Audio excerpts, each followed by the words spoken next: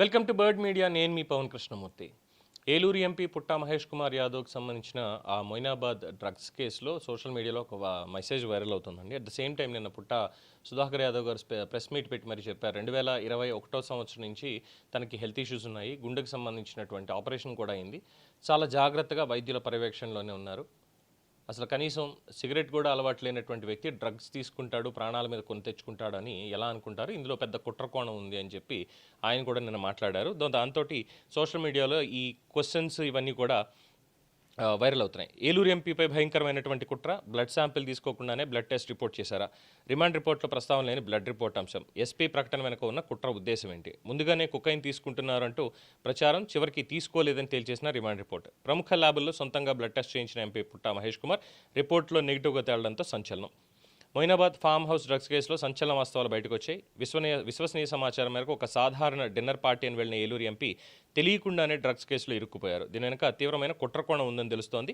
కనీసం cigarette, alcohol కూడా అలవాటు లేని పుట్టా మహేష్ కుమార్పై డ్రగ్స్ ఆరోపణలు రావడంతో ఆయన సన్నిహితులు, పార్టీ నేతలు విస్తుపోయారు. విశ్వసనీయ వర్గాల నుండి అందిన సమాచారం ప్రకారం ఒక వివాహ కార్యక్రమానికి వెళ్లాల్సి ఉన్న ఎంపీ మార్గమధ్యంలో ఫామ్ హౌస్లో ఒక స్నేహితుడిని కలిసేందుకు ఆగారు. ఎంపీ ఫామ్ హౌస్కి వెళ్ళిన కొద్దిసేపటికే ఈగల్ టీం పోలీసులు వచ్చి డ్రగ్స్ చెకింగ్ చేయాలని చెప్పి అక్కడున్న 11 మంది వద్ద పోలీసుల సమక్షంలోని యూరిన్ శాంపిల్స్ తీసుకుని ర్యాపిడ్ టెస్ట్ చేశారు. 10 నిమిషాల తర్వాత చేవెళ్ల డీసీపీ వచ్చి 5గురికి పాజిటివ్ వచ్చిందని, పుట్టా మహేష్ కుమార్ సహా మిగిలిన వారికి నెగిటివ్ వచ్చిందని స్పష్టంగా ప్రకటించిన విషయం అన్ని మీడియాలు రావడం, ప్రజలంతా దాన్ని చూడడం అందరికీ తెలిసిందే. చేవెళ్ల డీసీపీ ఏలూరు ఎంపీ వద్దకు వచ్చి మీకు నెగిటివ్ వచ్చింది, మీరు కొద్దిసేపట్లో మిమ్మల్ని పంపించేస్తామని కూడా చెప్పారు. ఇక్కడ అసలైన ట్విస్ట్ ఉంది. ఇంతలోనే ఎస్పీ గిరిధర్ రంగప్రవేశం చేశారు. పుట్టా మహేష్ కుమార్కు యూరిన్ టెస్ట్లో నెగిటివ్ వచ్చిన రిపోర్ట్ను పోలీసులు ఎస్పీ ముందు ఉంచారు. రిపోర్ట్ని చూసిన ఎస్పీ అక్కడి నుంచి ఎవరితోనో ఫోన్లో మాట్లాడుతూ తలసాని శ్రీనివాస్ అల్లుడు ఉన్నాడని ఫోన్లో అవతల వ్యక్తులకు చెప్పారని తెలుస్తోంది. ఈ మాటలు అక్కడ అందరూ వింటూనే ఉన్నట్లుగా సమాచారం. ఈ మాటలు వింటూనే ఉన్న ఎంపీ పుట్టా మహేష్ నేను తలసాని అల్లుడిని కాదని తెలపడానికి ప్రయత్నించినట్టు తెలిసింది. కానీ ఎస్పీ ఆ మాటలు వినిపించుకోకుండా ఫోన్ పెట్టేసిన తర్వాత మరొక ఫోన్ కూడా మాట్లాడారు. అనంతరం పోలీసుల వైపు తిరిగి యూరిన్ టెస్ట్ ఖచ్చితమైన రిజల్ట్ రాదు, బ్లడ్ టెస్ట్ కూడా చేస్తేనే రిజల్ట్ వస్తుందని, నెగిటివ్ వచ్చిన వాళ్లతో సహా వీళ్ళందరినీ ఇక్కడే ఉంచండి, బ్లడ్ శాంపిల్స్ కోసం పంపించాలని చెప్పి పక్క గడిపారు.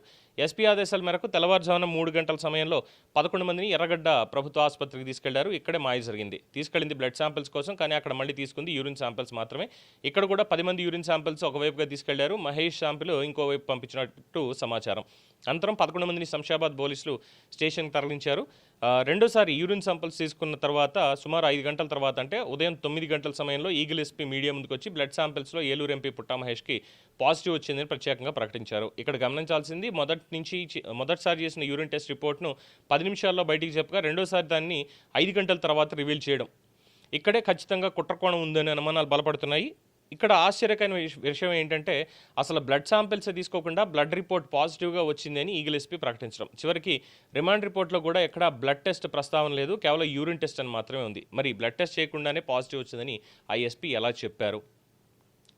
ఇక సందేహాలు, అనుమానాలు. పాజిటివ్ వచ్చింది యూరిన్ టెస్ట్లోనా లేదా బ్లడ్ టెస్ట్లోనా? ఏలూరు ఎంపీ యూరిన్ శాంపిల్స్ ఎక్కడికి తీసుకెళ్లారు? పాజిటివ్ రావడం కోసం అందులో ఏమైనా కలిపారా?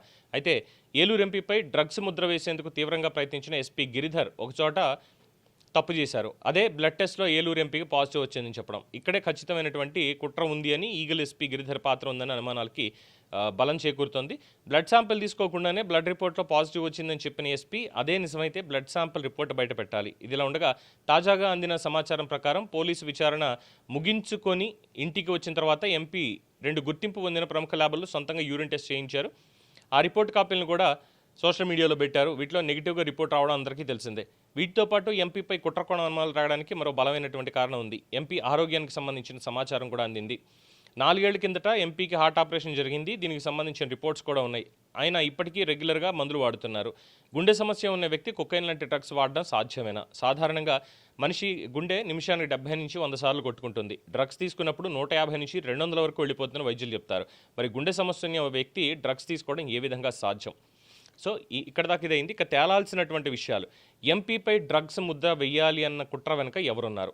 అసలు తలసాని అల్లుడు అని తెలుసుకున్న తర్వాతే ఎస్పీ రెండోసారి టెస్ట్కి ఆదేశించారా? దానికి కారణం ఏంటి? ఎస్పీ ఏలూరు ఎంపీ గురించి తలసాని అల్లుడు అంటూ ఫోన్లో చెప్పింది ఎవరికి? పాజిటివ్ వచ్చింది యూరిన్ టెస్ట్లోనా లేక బ్లడ్ టెస్ట్లోనా? రెండోసారి కూడా యూరిన్ టెస్ట్ చేసి బ్లడ్ టెస్ట్లో పాజిటివ్ వచ్చిందని ఎందుకు చెప్పాల్సి వచ్చింది?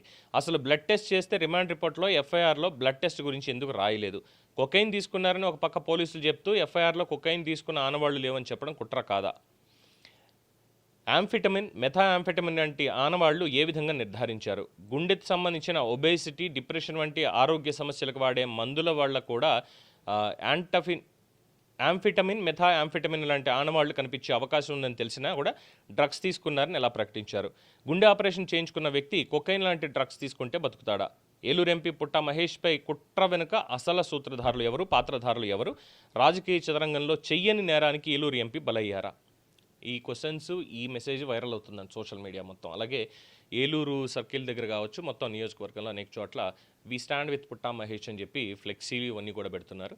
బట్ అప్పటి నుంచి ఇప్పటి వరకు మళ్ళీ పోలీసులు ఏం మాట్లాడలేదు. మొన్న సీజ్ చేసినట్టుగా తెలిసింది Moinabad farm house. At the same time ఎవరైతే డ్రగ్ పెడ్లర్స్ ఉన్నారో, ఎక్కడి నుంచి తెప్పించారు, బెంగళూరు నుంచి ఆ రవి అనేటువంటి వ్యక్తి, లాయర్ ఎవరైతే ఉన్నారో అతని ద్వారా వచ్చాయి. దాదాపు ఇప్పటికీ పైలట్ రోహిత్ రెడ్డి 28 సార్లు సంప్రదింపులు జరిపి ఆ డ్రగ్స్ తెప్పించుకున్నాడు. ఒకటి కాదు, 2-3 రకాల డ్రగ్స్ అతను వాడాడు అని చెప్పి కూడా రిపోర్ట్స్లో వాళ్ళు చెప్పారు. బట్ మహేష్కి సంబంధించి వచ్చేసరికి ఈ క్వశ్చన్స్ ఇవన్నీ కూడా బయటకు వచ్చాయి.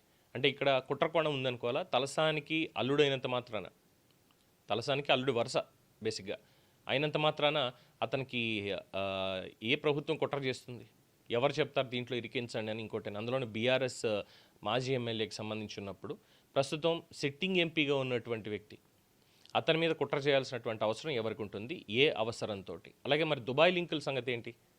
అక్కడ కలవాల్సినటువంటి స్నేహితుడు ఎవరు? ఒకవేళ వెడ్డింగ్కి వెళ్ళింది నిజమే అయితే ఆ తర్వాత కేవలం డిన్నర్ కోసమే వీళ్ళ దగ్గరికి వచ్చారు అనుకుంటే ఆ కలవాల్సినటువంటి స్నేహితుడు ఎవరు? పైలట్ రోహిత్ రెడ్డా, లేదు అంటే ఈ నిమిత్ శర్మ అనేటువంటి వ్యక్తి? వ్యాపార లావాదేవీల్లో భాగంగా ఏమైనా కలవాల్సి వచ్చిందా? ఈ ప్రశ్నలకు సమాధానాలు కావాలి.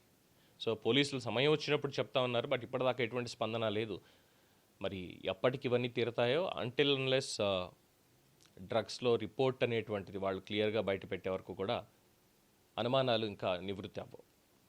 చూద్దాం అసలు వాస్తవాలు ఇంకా ఏమైనా బయటకు వస్తాయా, ఇది ఇంత కుట్ర ప్రకారం జరిగిందా అనేటువంటిది భవిష్యత్తులో తేలాలి. దీని మీద మీ అభిప్రాయం తెలియచేయండి. చూస్తూనే ఉండండి ది బర్డ్ మీడియా.